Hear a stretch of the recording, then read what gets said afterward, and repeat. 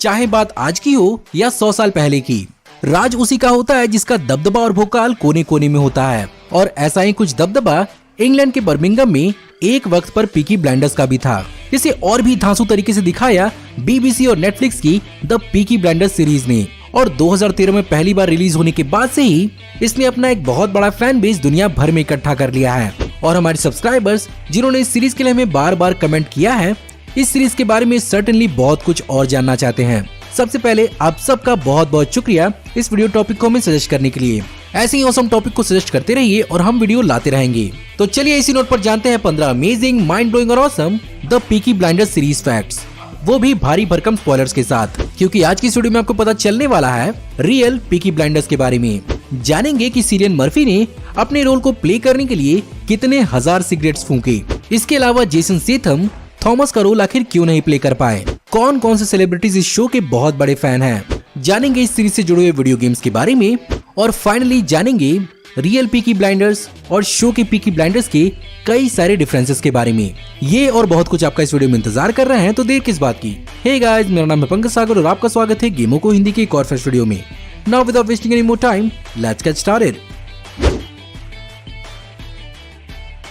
Peaky blinders series को create किया है स्टीवन नाइट ने, जो एक ब्रिटिश फिल्म डायरेक्टर और एक स्क्रीन राइटर हैं।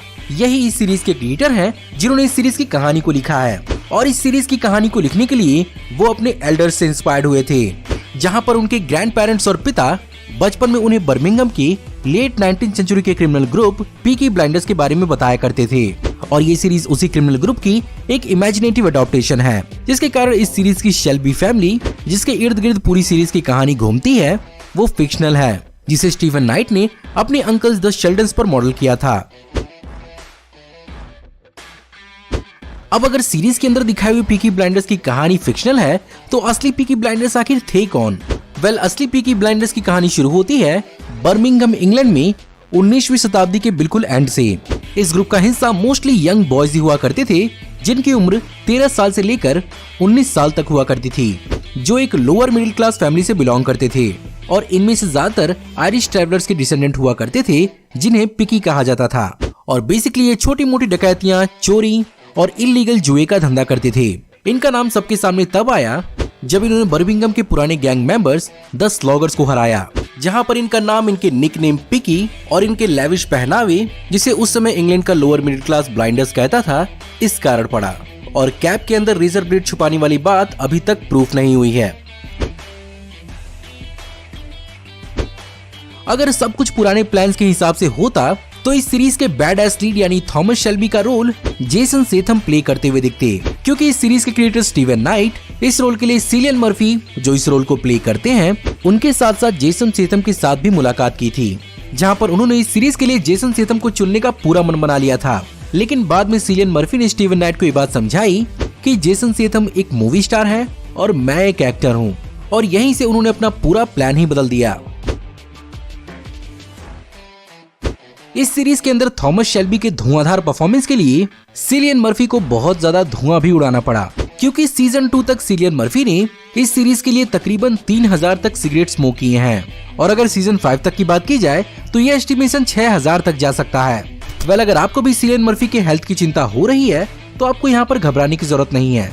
ये सिगरेट्स बेसिकली हर्बल सिगरेट्स थे, जिनके अंदर ना तो निकोटीन था, ना ही टोबैको, जिसके कारण ये एडिक्टिव नहीं होते और नॉर्मल सिगरेट्स के हिसाब से बहुत ही ज्यादा वीक होते हैं। हमेशा याद रखिएगा कि स्मोकिंग आपकी जान के लिए बहुत खतरनाक होता है और इससे आपकी बॉडी में कैंसर हो सकता है।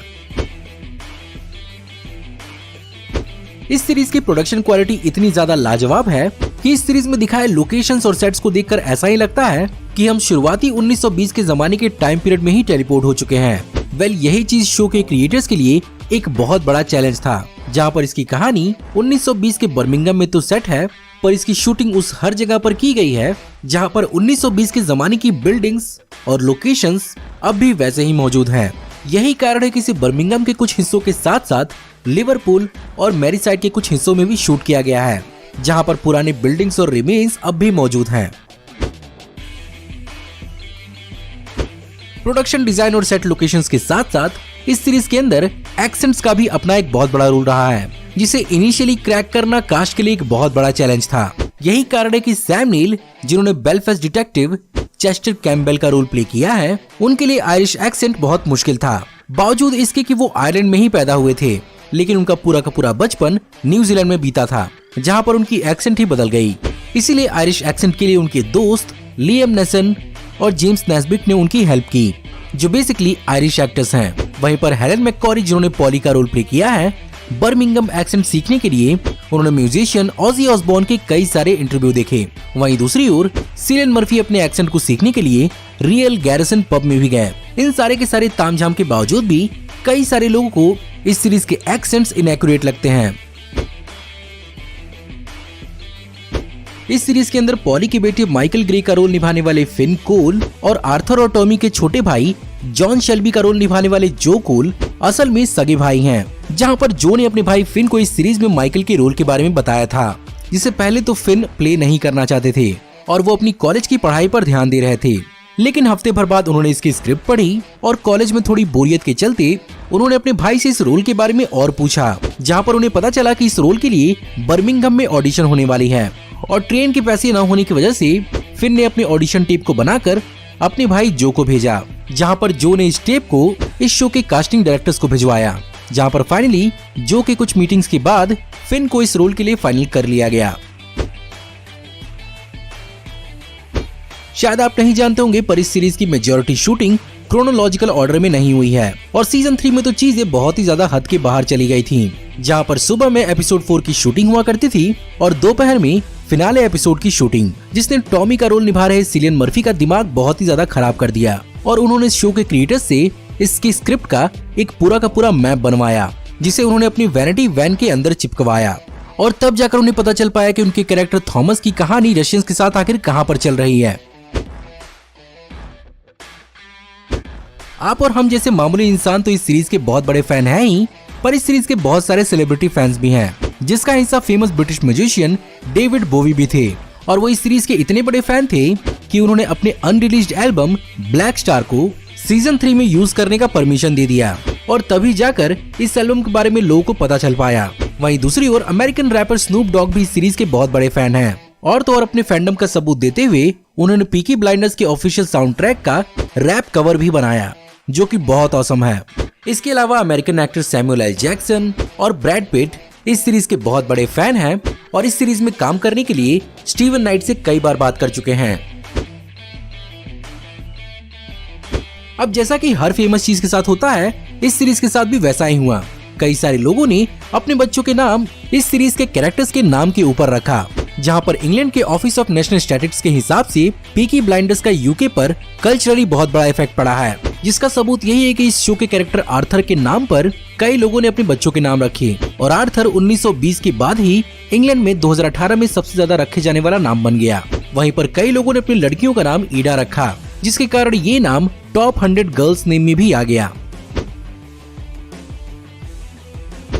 जैसा कि मैंने आपको बताया कि शो के अंदर पीकी ब्लाइंडर्स फिक्शनल थे, लेकिन इस शो के विलेंस बिली किम्बर और डर्बी साबिनी हिस्ट्री के सचमुच के गैंगस्टर थे, जहां पर बिली किम्बर रेस कोर्सेज का एक्चुअल बुकी था, जो द बर्मिंघम बॉयज का लीडर भी था, जिन्होंने पीकी ब्लाइंडर्स के राज को खत्म करके 1910 से लेकर 1930 तक बर्मिंघम के स्ट्रीट्स पर अपना कब्जा जमाया था। और तो और उसकी मौत इंग्लैंड के टोरक्वे के एक नर्सिंग होम में 63 साल की उम्र पे हुई थी, न कि किसी पीकी ब्लाइंडर के हाथों। वहीं पर चार्ल्स डर्बी साबिनी भी एक बुकी था, जो बिली किम्बर का एक बहुत बड़ा राइवल था और इसकी मौत भी 1950 में हुई थी। वहीं पर दूसरी ओर पीकी ब्लाइंडर्स का ओपियम सप्लायर ब्रिलियंट चैंग भी एक रियल इंसान था, जो 1913 में यूके में आया था और इसने अपना रेस्टोरेंट बर्मिंघम में खोला था। वहीं पर टॉम हार्डी के कैरेक्टर एल्फी सोलोमन का भी कैरेक्टर एक रियल पर्सनालिटी पर पार्शियली मॉडल किया गया है, क्योंकि इसके बारे में ज्यादा हिस्टोरिकल जानकारी उपलब्ध नहीं थी।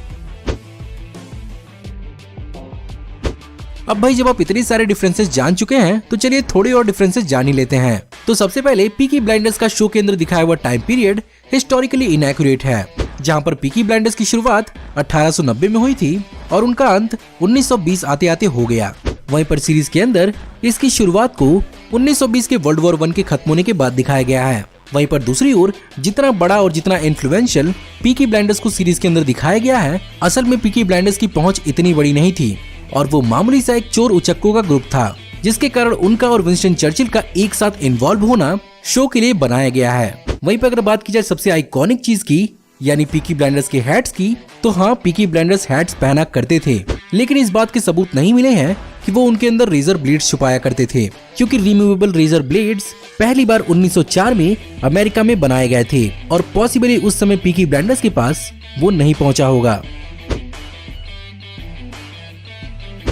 अगर आप भी पीकी ब्लाइंडर्स को टीवी शो में एक्सपीरियंस कर चुके हैं, कर रहे हैं या करने वाले हैं, तो आपको एक और एरिया है जिसे मिस आउट बिल्कुल भी नहीं करना चाहिए, और वो है गेमिंग, जहां पर इस साल पीकी ब्लाइंडर्स के official game Peaky blinders mastermind को मोबाइल को छोड़ के पीसी के साथ साथ सारे के सारे गेमिंग प्लेटफॉर्म्स पर रिलीज किया गया है, और ये बेसिकली एक table top style video game है।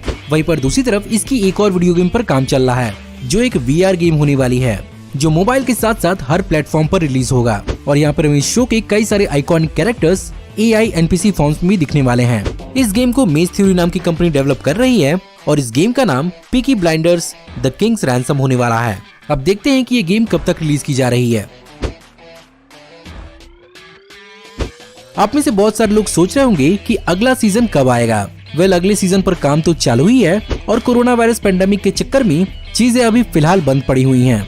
वहीं पर इस शो के क्रिएटर ने पहले इस बात को बता दिया है कि ये शो आखिर कब तक चलेगी। स्टीवन नाइट के हिसाब से ये शो तब खत्म होगा जब वर्ल्ड वॉर 2 का टाइमलाइन आएगा और इंग्लैंड में एयर रेड सायरन सुनाई देंगे, और ये सीरीज तकरीबन 7 सीजन तक चलेगी। इसीलिए अगर कुछ बचा खुचा हो तो इसी दौरान कवर अप कर लीजिए, क्योंकि इसके खत्म होने में सिर्फ 2 सीजन बाकी हैं।